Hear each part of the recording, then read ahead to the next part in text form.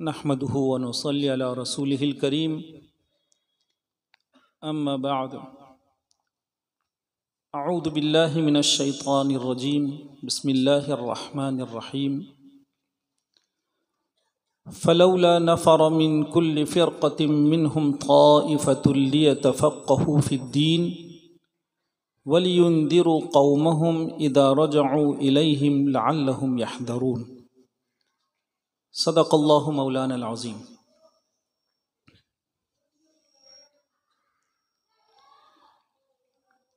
جامعہ ہادہ کے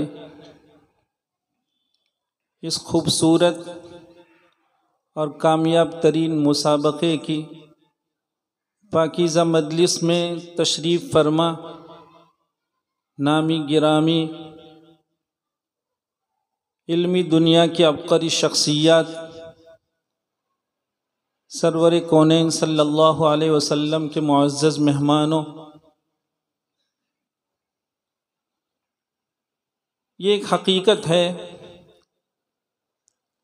کہ فی زماننا کسی بھی عنصر اور کسی بھی فن کی ترقی کے لیے مسابقہ یہ بڑا ہی مضبوط اور قوی عامل سمجھا گیا ہے۔ مسابقے کے عنوان سے جب کوئی شرکت کرتا ہے تو اس کا فن نکھرتا ہے۔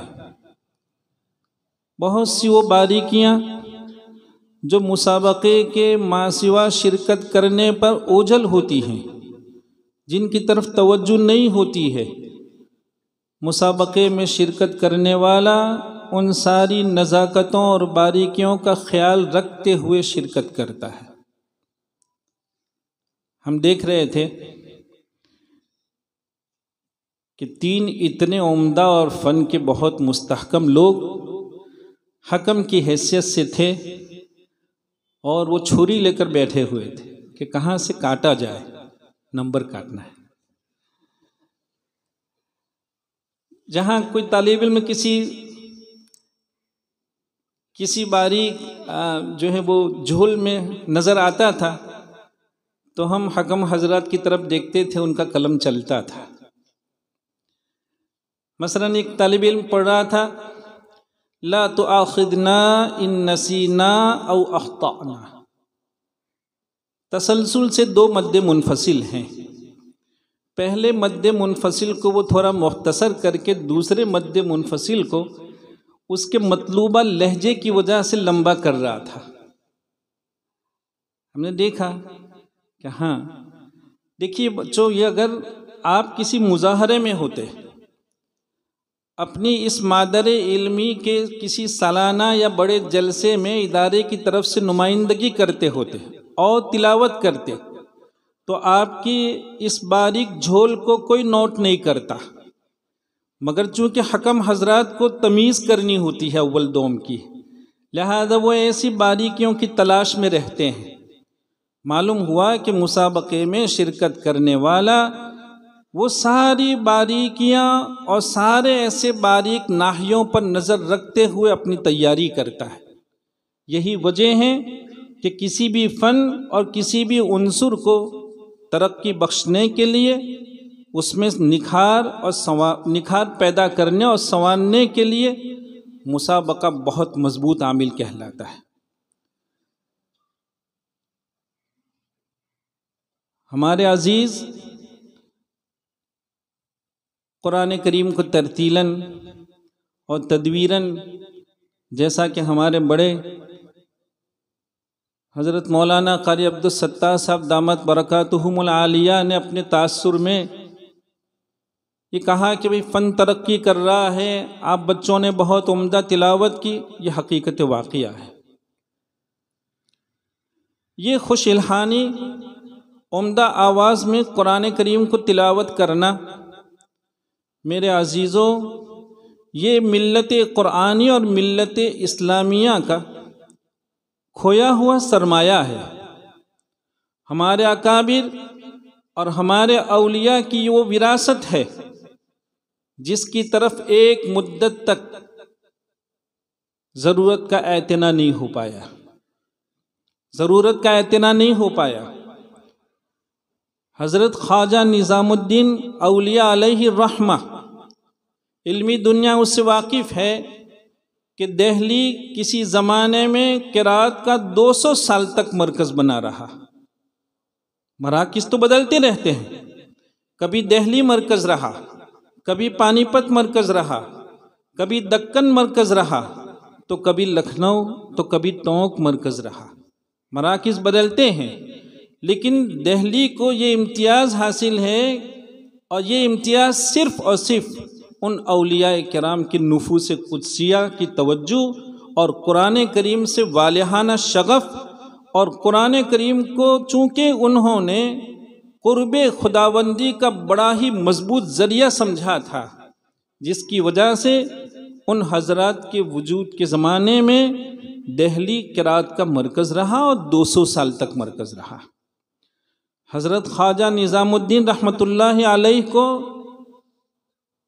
یہ عجیب بات ہے، ابھی ہم نے ایک جگہ عرض کیا تھا کہ چونکہ کسی بھی شخصیت کی سوانح کو مرتب کرنے میں جو مرتب ہوتا ہے اس کے ذوق کو، اس کے فکر کو دخل ہوا کرتا ہے، لہذا وہ کسی اپنے ذوق ہی کے مطابق کسی شخصیت کا مطالعہ کرتا ہے، اور پھر مطالعے کے بعد حاصل مطالعے کے طور پر سوانح کے عنوان سے ایک مضمون ترتیب دیتا ہے۔ حضرت خواجہ نظام الدین اولیاء رحمۃ اللہ علیہ چونکہ کبار اولیاء سے ہیں، لہذا ان کی ولایت کو تو بہت سے سوانح نگاروں نے لکھا، لیکن ایسا کون لکھتا ہے کہ آپ کو قرات کی سند 3 مستند بڑے بڑے شیوخ سے حاصل تھی۔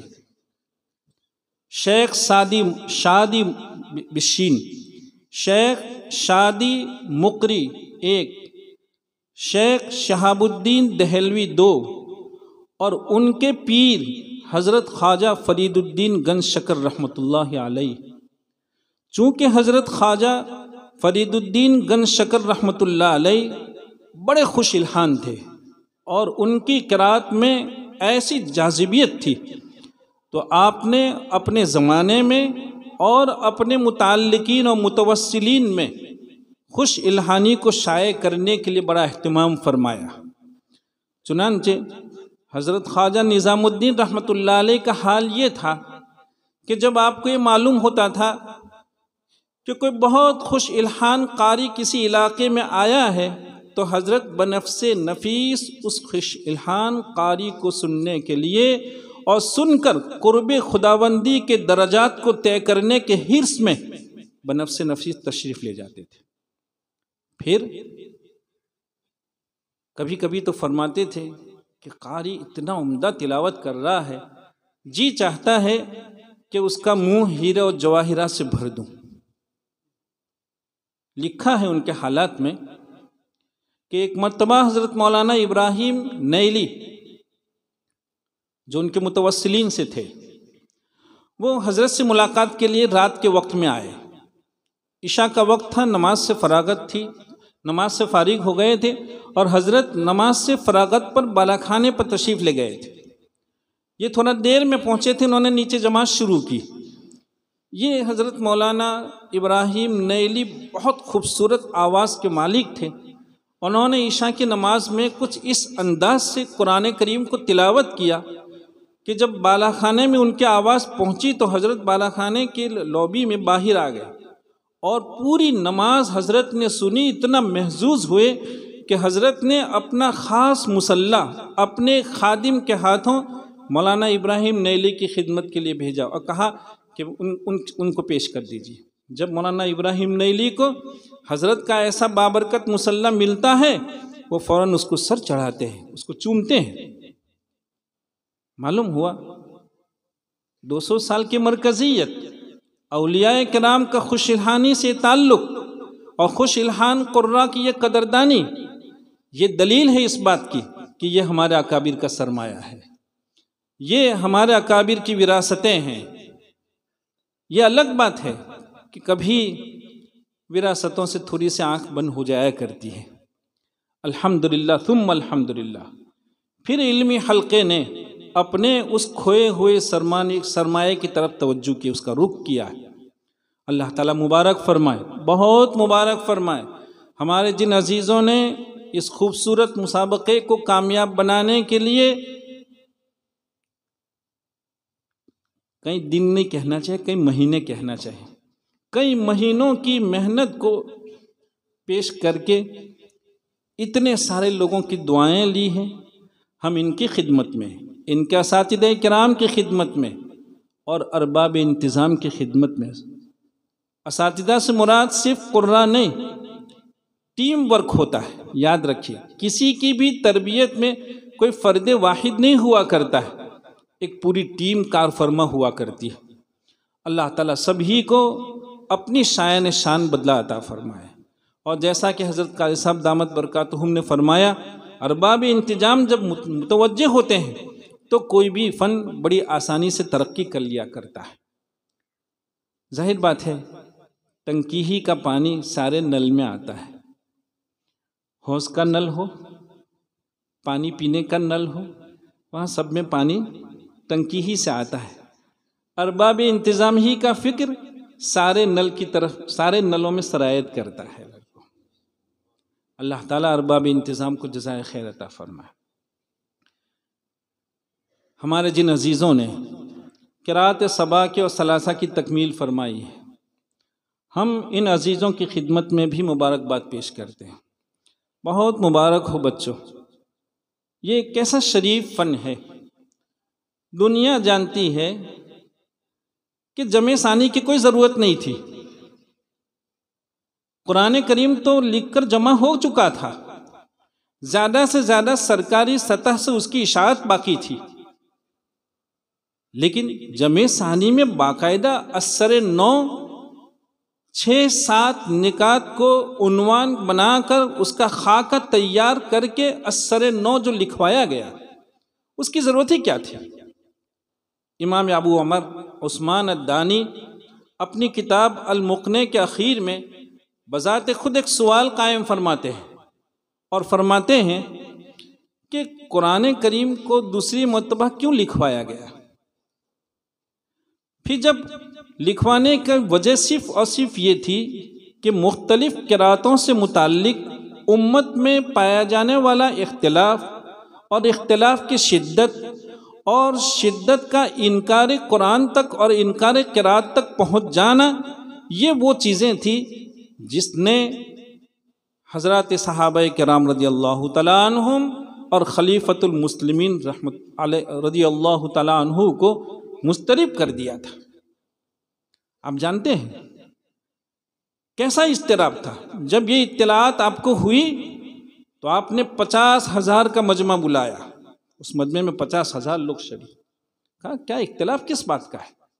بہرحال وہ اس سے تو آپ پورے طور پر واقف ہیں۔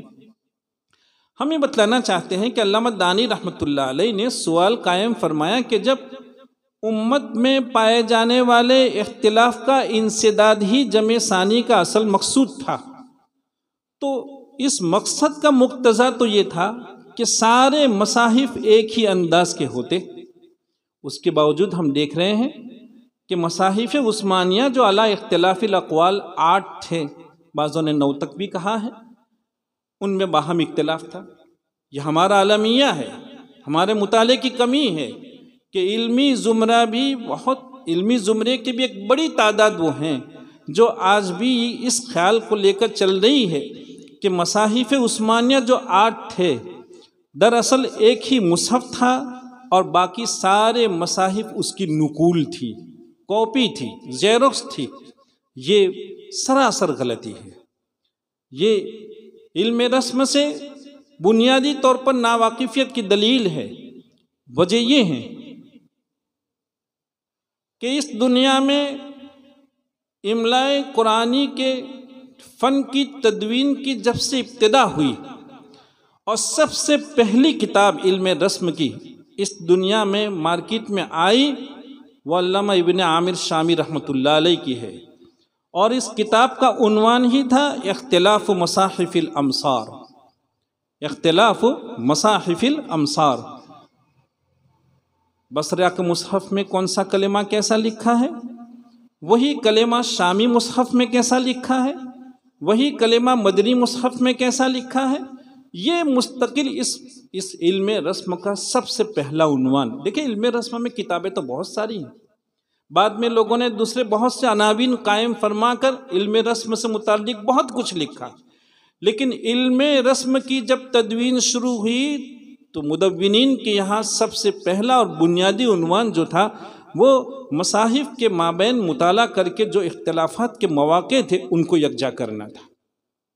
معلوم کیا ہوا کہ مصاحف میں باہم اختلاف تھا، چنانچہ امام ابو بکر باقلانی نے تو 28 مواقع بتلائے، امام ابن ابی داؤد، ایک ابو داؤد ہیں اور ایک ابن ابو داؤد ہیں، یہ قرات قراء کو یہ باتیں سمجھنے کی ضرورت ہے۔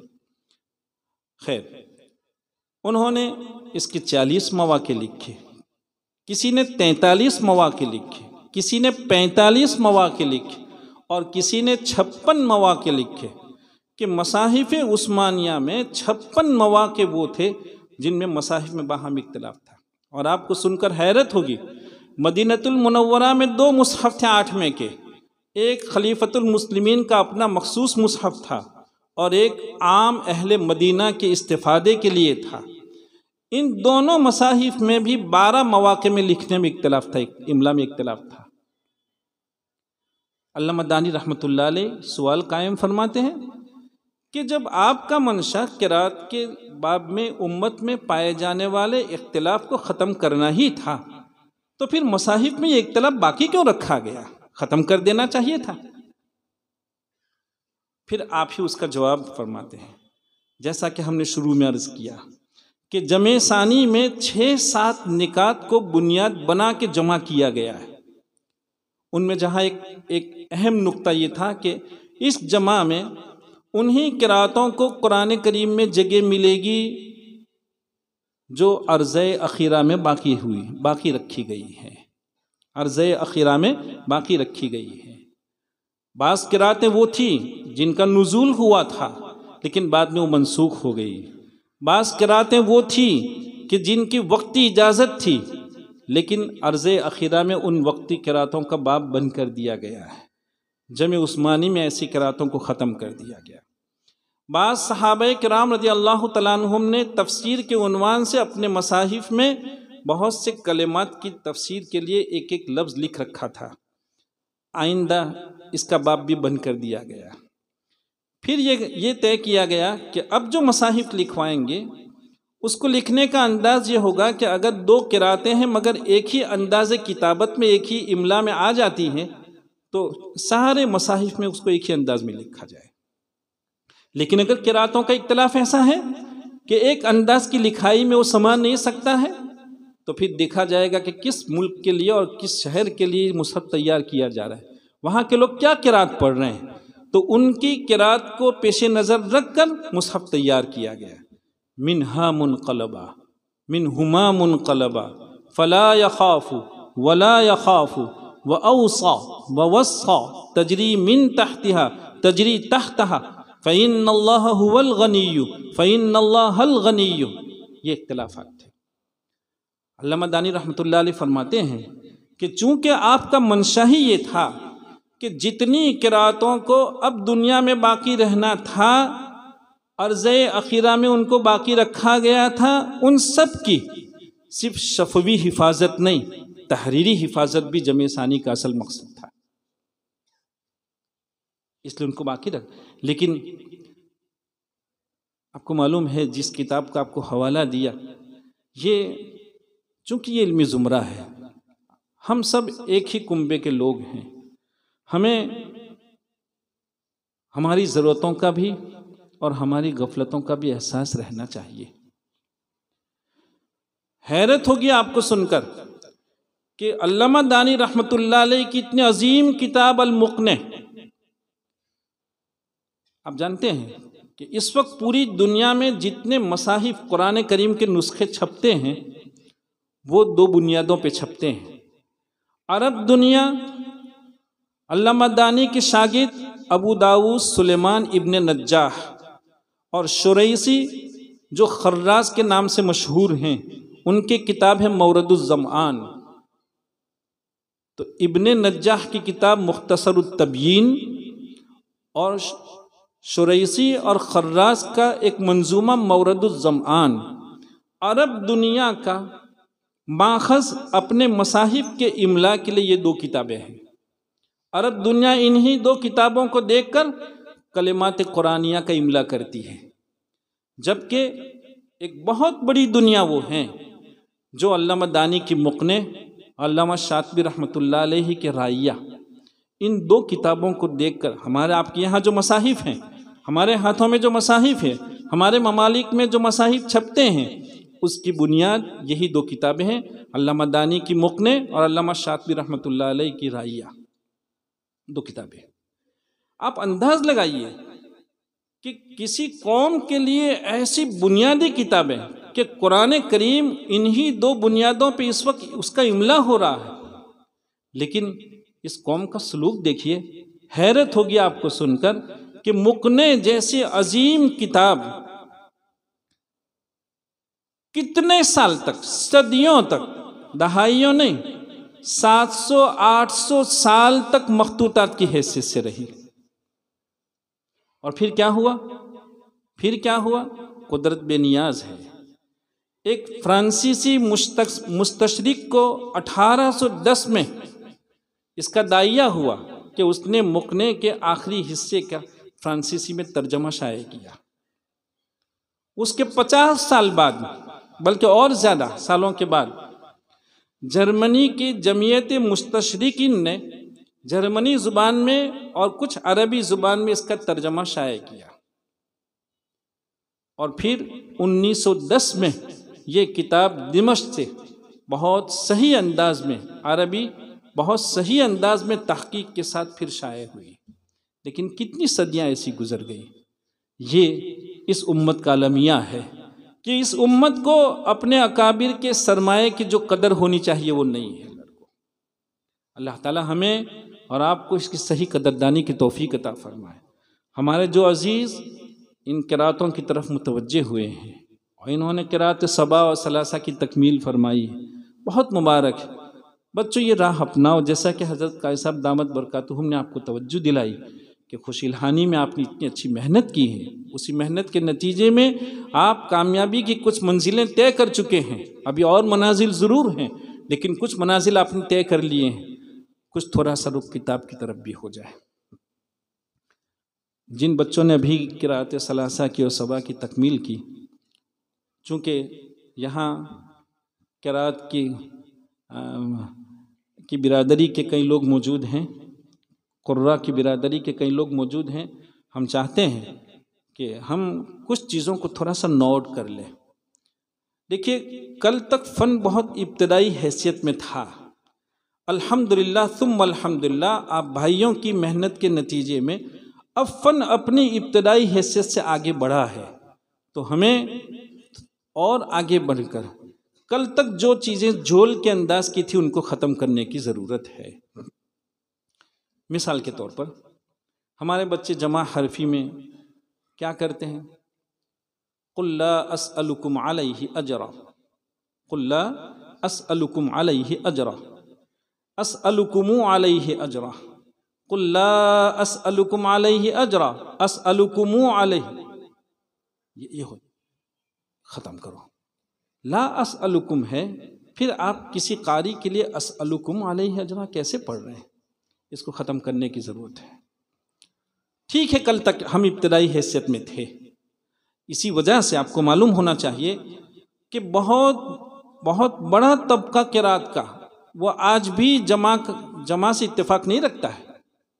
وہ آئے دن جمع کے اس طریقے پر مختلف قسم کے اعتراضات لکھتے ہیں، اور ان کے اعتراضات کو تقویت ہمارے آپ کی اس نہج سے مل رہی ہے کہ دیکھو جمع کرنے والے لوگ اس طرح کر رہے ہیں۔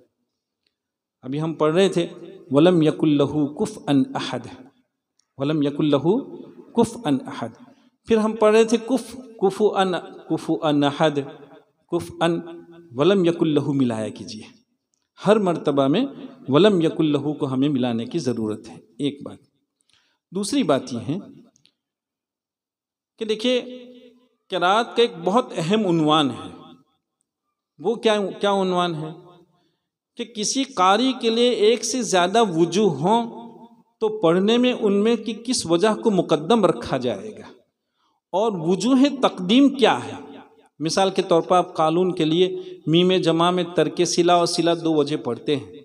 آپ ترک صلہ ہی کو ہمیشہ مقدم کرتے ہیں. وجہ کیا ہے؟ ہمیں معلوم ہونا چاہیے کہ ترک صلہ کی تقدیم کی وجہ کیا ہے. اسی طرح جب خلف کے لیے ہم ولم یکن لہ کفؤا احد تحقیق کو مقدم کرتے ہیں، پھر سکتہ پڑھتے ہیں اور پھر اخیر میں نقل کرتے ہیں. دیکھیے وقف کا مقتضا کیا ہوتا ہے؟ سب جانتے ہیں وقف کا مقتضا تخفیف کا ہوتا ہے. یاد رکھیے وقف کا مقتضا تخفیف کا ہوتا ہے. یہی وجہ ہے کہ متحرک کو ساکن کرنا وصل میں لحن جلی ہے اور یہی متحرک کو ساکن کرنا وقف میں اصل ہے. عجیب بات ہے. کیوں؟ اس لیے کہ وقف ہمیشہ تخفیف کا متقاضی ہوتا ہے.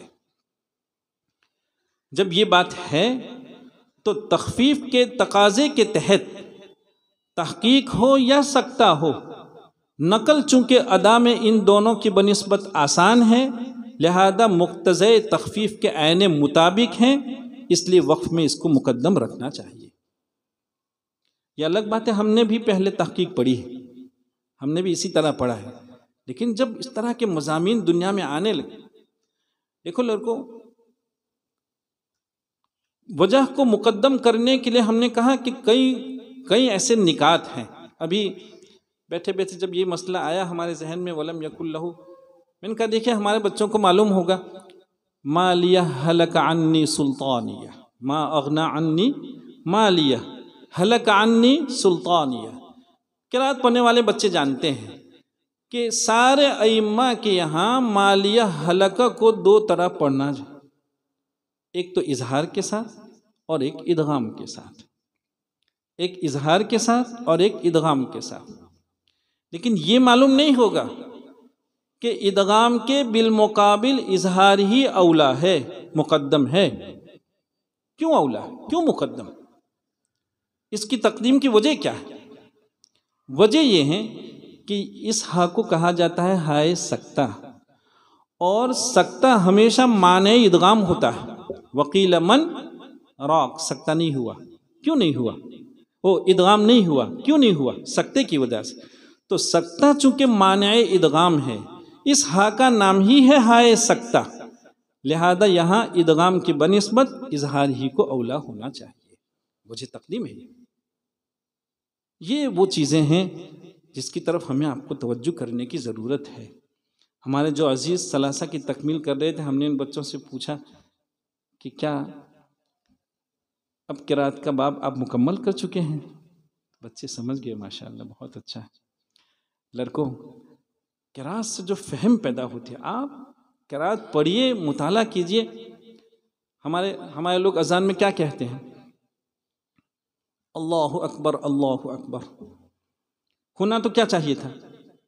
اللہ اکبر اللہ ہونا چاہیے تھا. کیا ہونا چاہیے تھا؟ اللہ اکبر. ظاہر بات ہے کہ اللہ کا حمزہ وہ تو وصلی ہے. اللہ اکبر سے جب اللہ کو ملانا ہے تو وصل میں اسے حذف ہو کر اکبر اللہ ہونا چاہیے تھا. ہم کیا پڑھ رہے ہیں؟ کیا کہتے ہیں ہم؟ اللہ اکبر اللہ اکبر. یہ جواز ہم نے کہاں سے فراہم کیا؟ آپ سے کوئی پوچھے گا کہ آپ نے حمزہ وصلیہ کو کیسے باقی رکھا وصل میں، تو کیا کہیں گے آپ؟ جبکہ ارباب نحو نے حالت وصل میں حمزہ وصلیہ کے باقی رکھنے کو غلط فاحش لکھا ہے. آپ تو باقی رکھتے ہیں، آپ اس کی کیا دلیل پیش کریں گے؟ یہ ثلاثہ پڑھنے والے اپنے اساتذہ کرام کا احسان سمجھیں. یہ وہ لوگ ہیں جو اس کی اتنی مضبوط دلیل پیش کر سکتے ہیں. وہ کہیں گے کہ امام ابو جعفر رحمۃ اللہ علیہ کے یہاں ایک موقع ہے، ردا یصدقنی، رد این یصدقنی. ظاہر بات ہے کہ رد ان منصوب منون ہے. آپ یہاں وقف کریں گے تو بجائے رد ان کے ابدن کی طرح ہو جائے گا ابدا ردا. نقل ہوئی، پھر جو ہے وہ وقف کیا تنوین منصوبی کو. لیکن یہ تو سب وقف میں ہوتا ہے. اور امام ابو جعفر کا مسئلہ تو یہ ہے کہ وہ وصل بھی کرتے ہیں اور تنوین منصوبی کو الف سے بدلتے بھی ہیں. تو تنوین منصوبی کا الف سے ابدال تو وقف سے ہوا کرتا، وقف میں ہوا کرتا ہے، وصل میں کیسے ہو گیا؟ تو کیا کہیں گے کہ یہ وصل بنیت وقف ہے.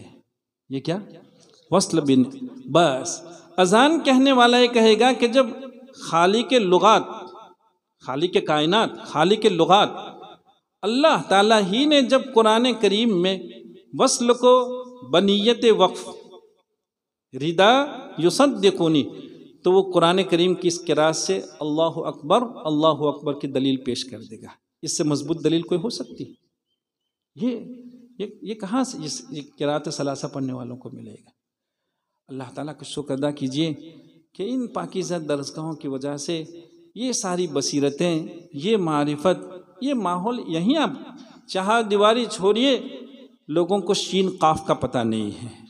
اللہ تعالیٰ ان علمی پاکیزہ درسگاہوں کو وجود دینے والی جتنی بھی شخصیات ہیں، وہ چاہے قبروں میں چلی گئی ہوں، وہ یہاں ہوں، یا امت کا وہ طبقہ جو اپنی کمائی کو ان مدارس کے حوالے کرتا ہے، اللہ سب کو ہماری طرف سے بہت جزائے خیر عطا فرمائے. انہی کی محنتوں کا یہ صلہ ہے، انہی کی قربانیوں کا یہ صلہ ہے. اللہ تعالی ہمارے اور آپ کے مل بیٹھنے کو قبول فرمائے. میں پھر ایک مرتبہ آپ کی خدمت میں کلمات تبریک پیش کرتے ہوئے اپنی گفتگو کو ختم کرتا ہوں. وآخر دعوانا ان الحمدللہ رب العالمین. سامعین ذی وقار، ہم خدام دارالعلوم، ہمارے مہمانان خصوصی اور دیگر قرب و جوار کے مدارس سے آنے والے تمام مہمانان کا دل کی گہرائیوں سے شکر ادا کرتے ہیں کہ آپ حضرات نے مصروفیات کے باوجود ہماری دعوت پر لبیک کہا اور ہمارے طلباء کا حوصلہ بڑھایا. اللہ تعالیٰ آپ حضرات کو دارین میں بہترین بدلہ عطا فرمائے. آمین یا رب العالمین. اب اخیر میں ہم حضرت صدر محترم سے درخواست کرتے ہیں کہ حضرت دعا پر مجلس کا اختتام فرمائیں گے. بسم اللہ الرحمن الرحیم. یا رب صل وسلم دائما ابدا علی حبیبک خیر الخلق کلہم. اللہم لا احصی ثناء علیک انت کما اثنیت علی نفسک. اللہم لا مانع لما اعطیت ولا معطی لما منعت ولا راد لما قضیت ولا ينفع ذا الجد منک الجد. اللہم یا من یستحیی ان يرد يد السائل خالیہ. اللہم انک عفو کریم رحیم تحب العفو فاعف عنا یا کریم، فاعف عنا یا کریم. اللہم اغفر لنا ولوالدینا ولاساتذتنا ولمشائخنا ولمن حق علینا ولمن اوصانا بالدعاء ولجميع المسلمین والمسلمات الاحیاء منهم والاموات انک سمیع قریب مجیب الدعوات. ربنا تقبل منا انک انت السمیع العلیم وتب علینا یا مولانا انک انت التواب الرحیم. اللہم انا نسألک من خیر ما سألک منہ نبیک محمد صلی اللہ علیہ وسلم ونعوذ بک من شر ما استعاذک منہ نبیک محمد صلی اللہ علیہ وسلم. انت المستعان وعلیک البلاغ ولا حول ولا قوة الا باللہ العلی العظیم برحمتک یا ارحم الراحمین.